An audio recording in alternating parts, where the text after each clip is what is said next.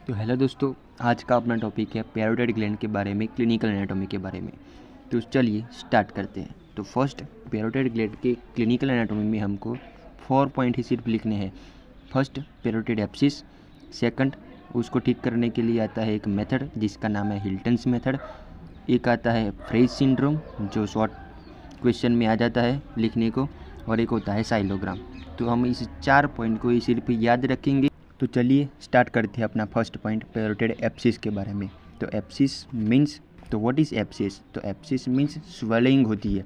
पस का फॉर्मेशन होने के कारण ग्लैंड में स्वेलिंग हो जाती है, उसको हम बोलते हैं पैरोटिड एब्सिस बोलते हैं। तो पैरोटिड एब्सिस में बी कॉज्ड बाय, तो किसके कारण होती है? तो spread of the infection from the opening of the parotid duct in the mouth cavity. तो इन्फेक्शन का स्प्रेड होता है। कहाँ से भाई इन्फेक्शन एंटर करता है हमारी ग्लैंड में? तो इन्फेक्शन हमारी ग्लैंड में एंटर करता है through the opening of the parotid duct in the mouth cavity. तो हमारी पैरोटिड ग्लैंड जो होती है, तो माउथ कैविटी में किसके द्वारा ओपनिंग होती है? तो थ्रू द पैरोटिड डक्ट के द्वारा, opposite to the second molar teeth के। तो इसी पैरोटिड डक्ट में से इन्फेक्शन हमारा स्प्रेड कर जाता है। कहाँ पे? पैरोटिड ग्लैंड में स्प्रेड कर जाता है। चलो भाई, अब ये पैरोटिड एब्सिस है, तो उसको ठीक करने के लिए हमको क्या करना पड़ेगा? बस उसको ड्रेन करना पड़ेगा। तो ड्रेन कैसे करेंगे? तो उसके लिए एक मेथड का नाम आ जाता है, उसे कहते हैं हम हिल्टन्स मेथड। तो हिल्टन्स मेथड में हम क्या करते हैं? तो हिल्टन्स मेथड में हम हॉरिजॉन्टल इंसिजन लगाते हैं। ये देखो, ये डायग्राम में ये 2 रेड कलर की लाइन दिख रही है, ये है हमारा हॉरिजॉन्टल इंसिजन जो ड्रेन करता है हमारे पैरोटिड एब्सिस को, और स्मॉल होल कर देंगे हम इसके लिए।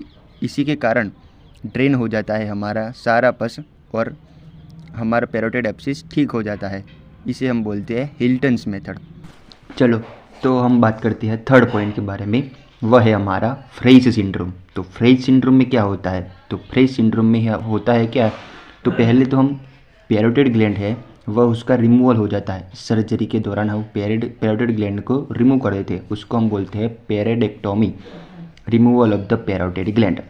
और रिमूव होने के बाद पैरोटिड ग्लैंड में फाइबर का रीजनरेशन हो जाता है। किसके फाइबर का रीजनरेशन हो जाता है? तो हमारे सिक्रीटोमोटर फाइबर जो होते हैं हमारे ऑरिकुलोटेम्पोरल नर्व में, जो सलाइवा का सिक्रीशन कराते हैं, वह रिले करते हैं हमारे ऑप्टिक गैंग्लियन में, और ऑरिकुलोटेम्पोरल नर्व के थ्रू सलाइवा का सिक्रीशन कराते हैं। उन फाइबर का रीजनरेशन हो जाता है, और वह रीजनरेशन होने के बाद वह ज्वाइन करते हैं एक नर्व को। कौन सी नर्व को? ग्रेट ऑरिकुलर नर्व को। और ग्रेट ऑरिकुलर नर्व सप्लाई करता है, किसको सप्लाई करता है? तो skin over the parotid gland को सप्लाई करता है ये ग्रेट ऑरिकुलर नर्व। और उसमें क्या होता है, जब हम खाने को चबाते हैं तो स्टिमुलेट होता है हमारा पैरोटिड ग्लैंड, और पैरोटिड ग्लैंड को स्टिमुलेट होने की वजह से वह सिक्रीटोमोटर फाइबर भी स्टिमुलेट होंगे। और वह सिक्रीटोमोटर फाइबर को किसको ज्वाइन किया था उन्होंने? तो यस, ग्रेट ऑरिकुलर नर्व को ज्वाइन किया था। तो उसकी वजह से ग्रेट ऑरिकुलर नर्व भी स्टिमुलेट हो जाती है, और वह सप्लाई करती है हमारे पैरोटिड ग्लैंड की स्किन को, ओवर द स्किन। तो उसकी वजह से क्या होता है? तो स्वेटिंग हमारी है, स्वेटिंग इंक्रीज होती है, increase sweating. And hyper एमिया means producing the redness. तो स्किन के ऊपर रेडनेस हमें दिखने को मिलती है। तो यही है हमारा फ्रेज सिंड्रोम, कुछ भी नहीं है भाई। इसमें क्या होता है? तो पैरोटिड ग्लैंड को रिमूव करने के बाद उसमें हो जाता है सिक्रीटोमोटर फाइबर का रीजनरेशन, वह ज्वाइन कर लेते हैं हमारे ग्रेट ऑरिकुलर नर्व को। और ग्रेट ऑरिकुलर नर्व को ज्वाइन करने के बाद वह जब हम खाने को चबाते हैं तो वह सिक्रीटोमोटर फाइबर का स्टिमुलेट हो जाता है, वह स्टिमुलेट करता है ग्रेट ऑरिकुलर नर्व को स्टिमुलेट करता है। उसकी वजह से इंक्रीज स्वेट ग्लैंड इंक्रीज हो जाती है, स्टिमुलेट हो जाती है। उनकी वजह से हो जाता है हमारा स्वेटिंग इंक्रीज हो जाता है, और hyperaemia means producing the redness, skin के अराउंड रेडनेस छा जाती है। इसी को बोलते हैं हम फ्रेज सिंड्रोम। उसको दूसरा भी नाम दिया जाता है ऑरिकुलोटेम्पोरल सिंड्रोम, क्योंकि ऑरिकुलोटेम्पोरल नर्व में ही तो हमारे कौन से फाइबर रहते हैं? सिक्रीटोमोटर फाइबर, इसलिए उसको कहा जाता है ऑरिकुलोटेम्पोरल सिंड्रोम भी कहा जाता है। नेक्स्ट हम बात करते हैं अब साइलोग्राम की। तो व्हाट इज साइलोग्राम? तो साइलोग्राम एक मेथड है जिसकी वजह से हम किसको जानते हैं भाई?